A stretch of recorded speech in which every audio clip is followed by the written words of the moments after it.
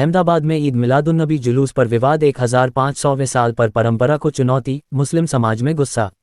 आदाब, मुस्लिम ऑफ गुजरात ये YouTube channel पर आप सभी का स्वागत है। इस वर्ष दुनिया भर के मुसलमानों के लिए ईद मिलादुन्नबी सल्लल्लाहु अलैहि वसल्लम का पर्व ऐतिहासिक महत्व रखता है, क्योंकि यह हुजूर के जन्म का 1500वां साल है। ये दिन पैगंबर-ए-इस्लाम की याद में इज्जत, मोहब्बत और शान से मनाया जाता है। दुनिया के कोने कोने में जुलूस, महफिलें, नातिया प्रोग्राम और रोशनी का इंतजाम किया जाता है। अहमदाबाद भी इस परंपरा का एक अहम हिस्सा रहा है, जहां 1952 से एक ही मान्यता प्राप्त कमेटी, ईद-ए-मिलाद सेंट्रल कमेटी, इस जुलूस का आयोजन करती आई है। 73 साल पुरानी परंपरा में दरार। 1952 में स्थापित ईद-ए-मिलाद सेंट्रल कमेटी ने नगर निगम और प्रशासन से आधिकारिक अनुमति लेकर हर साल जुलूस का आयोजन किया है। यह आयोजन न केवल धार्मिक बल्कि सामाजिक और सांस्कृतिक एकता का प्रतीक रहा है। इस कमेटी के अध्यक्षों की एक लंबी श्रृंखला रही है, जिसमें समय समय पर विभिन्न प्रतिष्ठित शख्सियतों ने जिम्मेदारी निभाई। हमने ईद-ए-मिलाद सेंट्रल कमेटी के 1952 से लेकर अभी 2025 तक कमेटी के अध्यक्ष रहे शख्सियत के फोटोग्राफ तलाशने की कोशिश की, लेकिन हमको बहुत पुराने फोटोग्राफ नहीं मिले। जिनके फोटोग्राफ हमको मिले हैं वो फोटोज देखिए। बाबा मियाँ कादरी साहब, उनके बाद आए कुरैशी साहब, उनके बाद आए जेवी मोमिन साहब, उनके बाद आए मोहम्मद हुसैन शेख साहब, उनके बाद आए रफ़ीक नगरी साहब, और अभी वर्तमान अध्यक्ष है तस्लीम आलम बाबा साहब तिरमिजी। लेकिन इस बार अहमदाबाद की स्थापित परंपरा को एक अप्रत्याशित झटका लगा है। विवाद की जड़ नई संस्था को अनुमति। जानकारी के अनुसार इस वर्ष एक नए मुस्लिम संगठन ने अहमदाबाद म्यूनिसिपल कॉरपोरेशन के पास जुलूस निकालने की अनुमति के लिए आवेदन किया।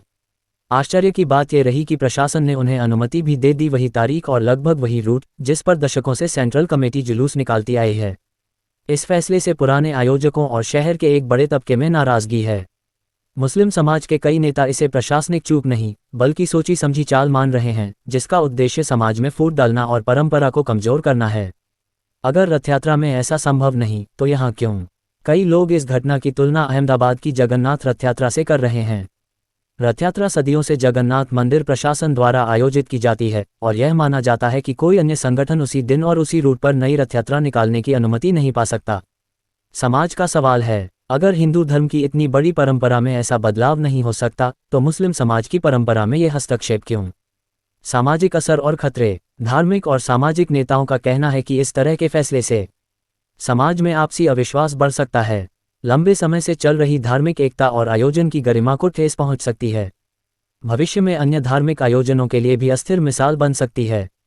अब नजरें प्रशासन पर। वर्तमान में मुस्लिम समाज के कई संगठन और नागरिक नगर निगम व प्रशासन से इस अनुमति पर पुनर्विचार की मांग कर रहे हैं।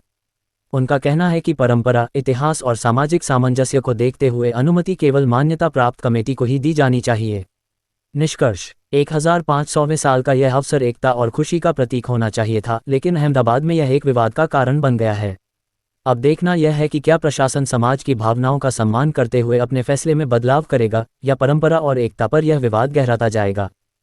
अगर आपको दिलचस्प और जानकारीपूर्ण वीडियो पसंद हैं तो हमारे YouTube channel Muslim of Gujarat को अभी सब्सक्राइब करें।